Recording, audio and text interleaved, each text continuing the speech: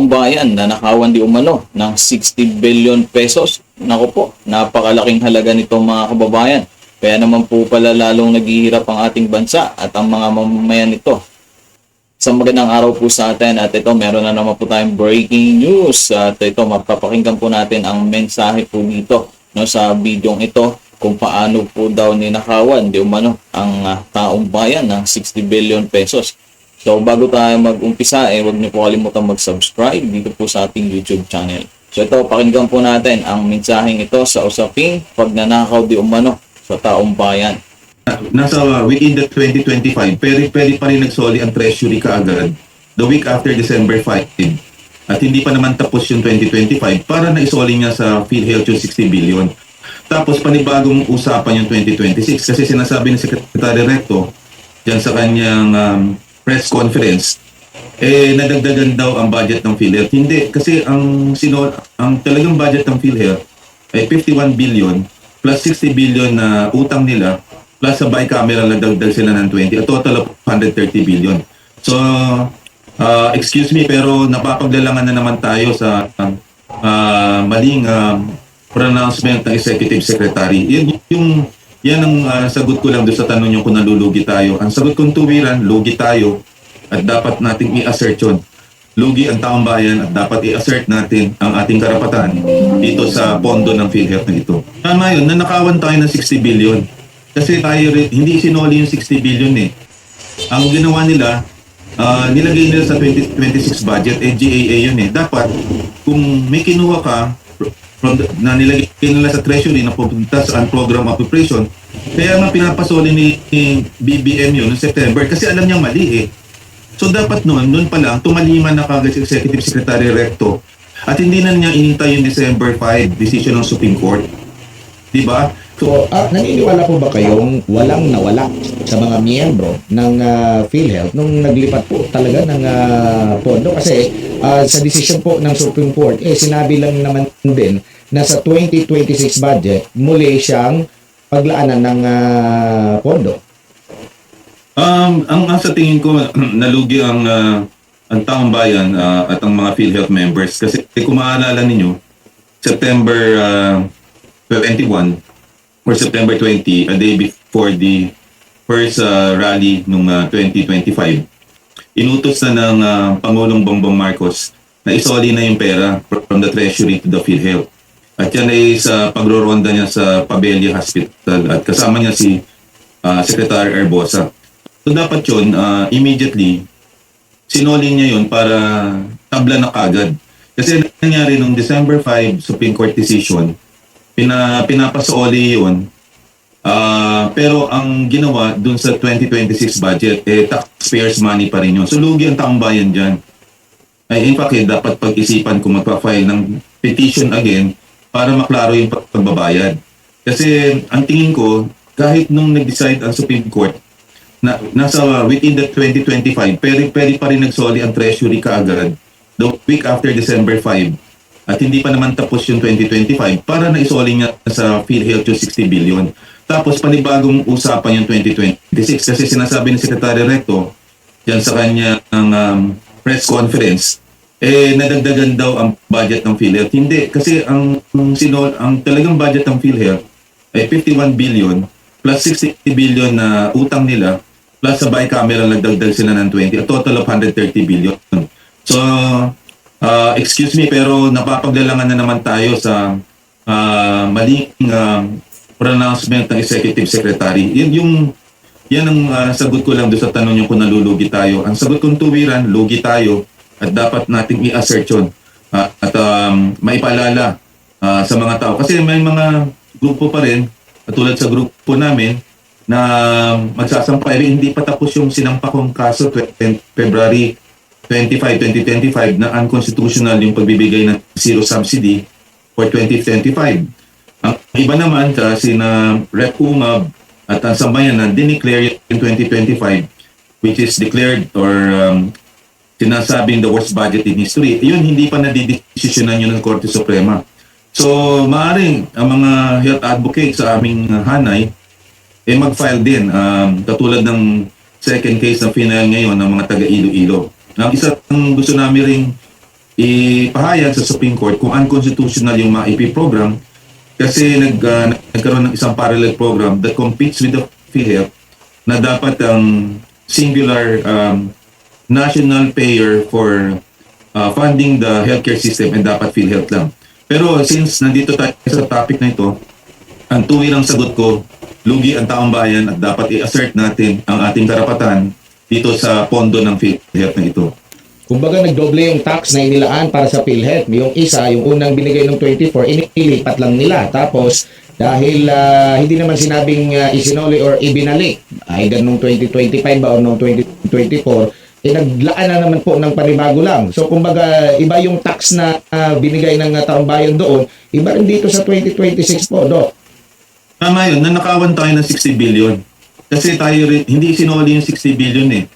Ang ginawa nila, nilagay nila sa 2026 budget, GAA yun eh. Dapat, kung may kinuha ka, na nilagay nila sa treasury na pupunta sa program appropriation, kaya nga pinapasoli ni BBM yun noong September kasi alam niyang mali eh. So dapat noon pa lang, tumalima na kagad si Executive Secretary Recto at hindi na niya inintay yung December 5 decision ng Supreme Court. Diba? So kung maglalaan sila ng another budget, edi papasalamat tayo pero dapat sinuli kagad yung budget the moment na sinabi ng Pangulo na isoli yun noong September 21.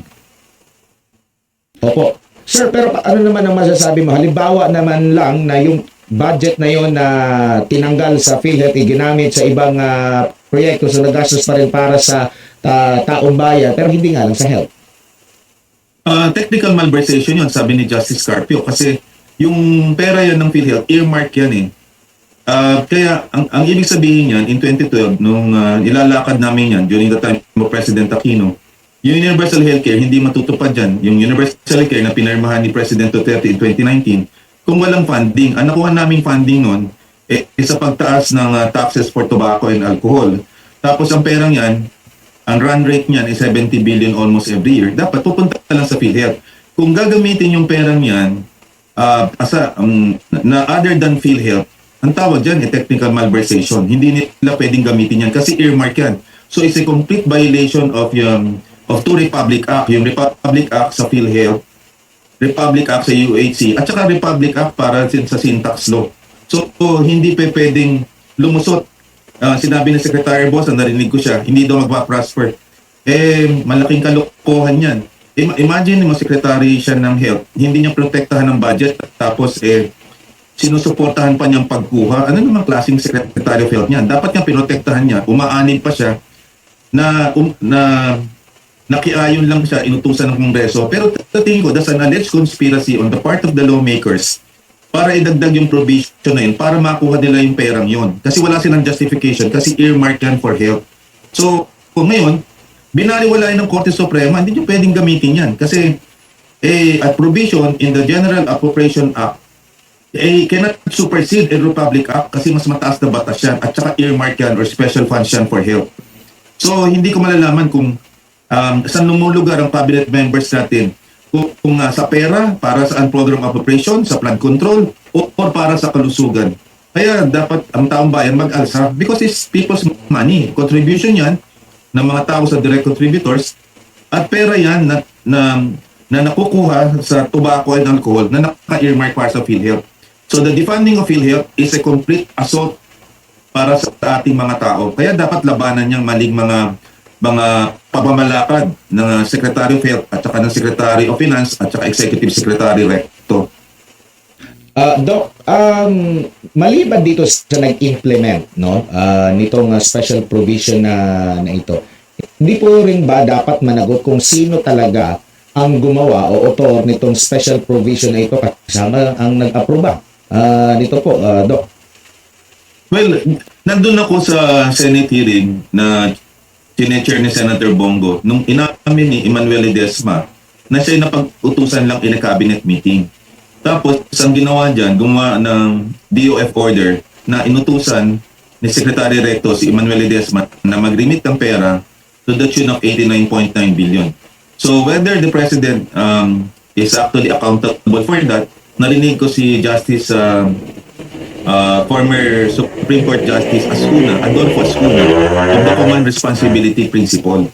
kunyari, alam mo na mali yung ginawa mo tapos wala kang ginawa in order to correct that. So, may proviso daw yan, isang doktrina na maaaring command responsibility. So, dapat aralin yan ng mga legal luminaries tungkol doon. Pero sa ngayon, kaya I think yung Save the Philippines December 22 at itong mga coalition ng doktor, saludo po kami at saka mga lawyers, ang tinitira lang muna sa ngayon si Secretary Recto at Ledesma kasi sila nag-orchestrate ng paglilipat eh. So, the command responsibility doctrine, maaaring pag-aralan. Pero kung ako, tama na itong ginawa nila kasi sila talaga nag-orchestrate ng paglilipat. Balikan ko yung naging rason, palusot nila na ito naman po ay nakalagay sa GAA. Sinusunod lang namin yung GAA 2024, yung special provisions na yun. So, wala kaming kasalanan. Doc. Yun na nga, ginawa kasi nila yan kasi wala silang palusot kasi earmark yan for health. Sabi nga ni Justice Kagiwa during the oral arguments na napakinig natin, special funds yan eh. So ang ginawa nila nung ang aking palagay, dahil Deputy Speaker si Secretary Recto at naging BICAM siya, nagkaroon ng meeting ng 2023. Tapos na-appoint siyang Secretary of Health of January 2024. Agad na kagad siya gumawa ng Pebrero ng isang DOF Circular 003 na naglilipat ang pera. So ibig sabihin, sinagawa nila yon during the BICAM na i-insert yung provision na yon. Tapos pag-appoint sa kanya kagad, nilipat kagad nilang pera in tranches. At nakita natin yan na talaga may deliberate mo para ilipat yan. So ako, ang aking opinion, in-orchestrate yan using the provision lang. At bakit naman titirahin mo ang PhilHealth? Sa dami naman ang pwede mong tirahin na GOCC. Bakit naman pwede naman tirahin nilang PAGCOR, pwede nilang tirahin ng PCSO? Bakit pa naman yung healthcare agency at funding agency ng kalusugan? Nakakapikon yung ganyan eh. Pwede pa sana yung mga ibang GOCC. Pero yung pakailaman, ang budget ng PhilHealth na wala naman silang papera-pera dyan kung hindi direct contributors. Wala nga silang ambag dyan eh. Ang ambag dyan sa sin tax at saka contribution tao, yun pala nila pastangan nila. So, yan ang direct kong sagot dito sa iyong tanong. Narinig po natin mga kababayan ang isang mensahe po nitong ating ibinalita ngayon. Kayo po ba, ano po yung opinion nyo dito o ano masasabi nyo dito sa isyong ninakawan di umano ng 60 billion ang taong bayan? Yan pa, comment na lamang po dyan sa baba. Maraming salamat po.